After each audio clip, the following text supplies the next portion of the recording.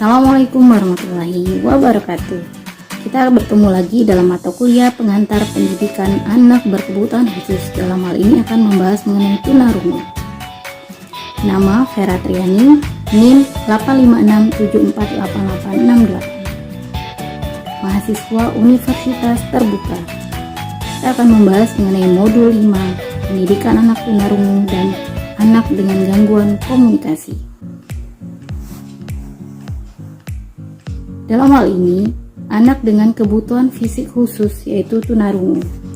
Anak tunarungu merupakan salah satu klasifikasi dari anak yang dikategorikan berkebutuhan khusus yang mempunyai kelainan dalam pendengarannya sehingga memberikan dampak negatif bagi perkembangannya, terutama dalam kemampuan berbicara dan berbahasa. Pengertian ketunarunguan adalah seorang yang mengalami gangguan pendengaran ringan, sedang, dan sangat berat yang menyebabkan terganggunya proses perolehan informasi atau bahasa sebagai alat komunikasi. Tunarungu. Seringkali teman-teman mendengar istilah tunarungu. Apa sih tunarungu itu? Sudahkah teman-teman mengetahuinya? Individu yang kurang atau kehilangan kemampuan mendengar baik sebagian atau seluruhnya karena alat pendengaran yang tidak berfungsi sebagaimana mestinya. Nyatanya, ketunarungan itu tidak memiliki batasan. Individu dapat kehilangan pendengaran yang berbeda-beda.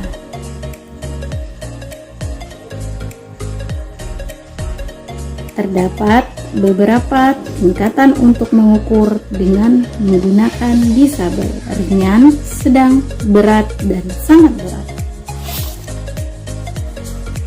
Tadi sudah mengetahui mengenai pengertian tunarungu. Lalu bagaimana karakteristik tunarungu?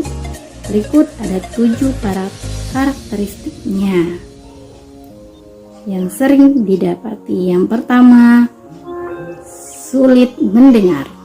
Tentu saja karena kesulitan mendengar menjadi poin utama individu disebut individu tunarungu. Yang kedua, sulit berbicara. Hal ini terjadi karena untuk seorang dapat berbicara untuk mendengar kata yang diucapkan, sehingga seorang individu dapat berbicara karena dia mendengar. Yang ketiga, yaitu menulis. Menulis untuk komunikasi. Yang keempat, menatap mata dan mulut lawan bicara. Hal ini bertujuan agar individu tunarungu membaca kata-kata dan dapat memahaminya. Selanjutnya yang kelima, yaitu simbol-simbol.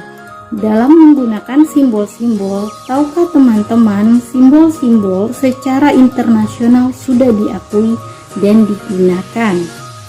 Yang keenam, kesulitan belajar. Hal ini terjadi karena individu sulit mendengar dan berbicara, sehingga apa yang dia inginkan tidak tersampaikan dengan baik. Yang terakhir, mudah marah dan tersinggung. Hal ini dapat terjadi kebutuhan individu tidak terjawab sehingga individu mudah marah, emosi, dan sensitifnya tinggi. Demikian 7 karakteristik tunarungu yang sering didapati. Lalu, apa penyebabnya? Penyebabnya terdapat 4 penyebab yang terjadi. Yang pertama, keturunan. Ternyata dapat terjadi pada prakelahiran dan pasca kelahiran. Yang kedua, penyakit. Terdapat 3 penyakit yang nyatanya berbahaya. Yang pertama, batuk, pilek, dan sakit tenggorokan, serta mengkonsumsi obat yang tidak sesuai dapat mempengaruhi pendengaran. Yang ketiga, terjadinya kecelakaan atau trauma insidental. Yang keempat, suara bising. Jika kita mendengar suara bising dalam kurun waktu yang lama, maka dapat merusak pendengaran.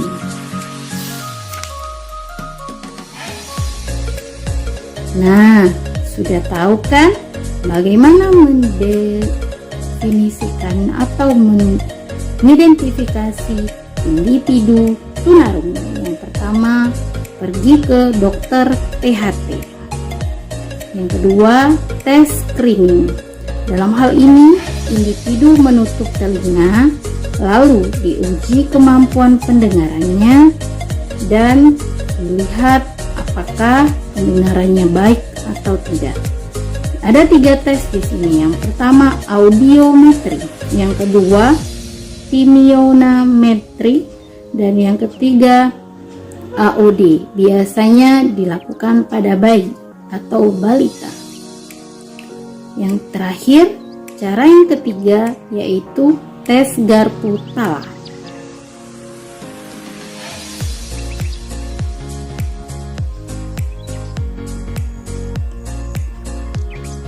Demikian cara yang paling mudah untuk mengetahui atau mengidentifikasi penderita tunarungu.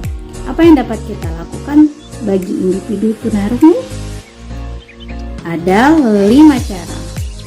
Yang pertama, cara berkomunikasi.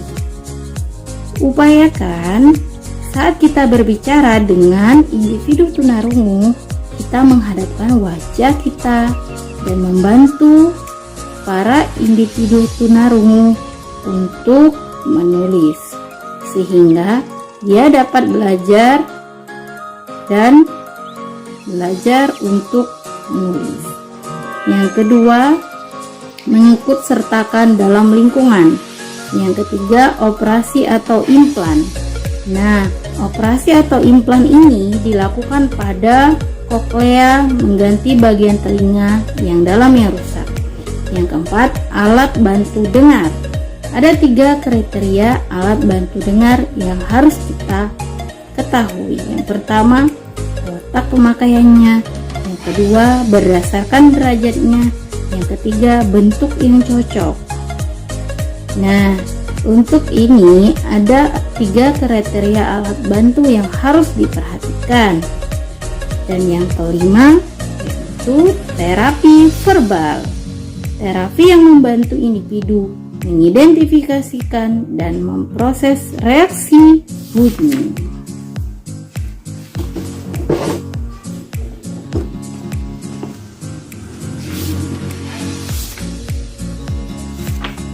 Terima kasih.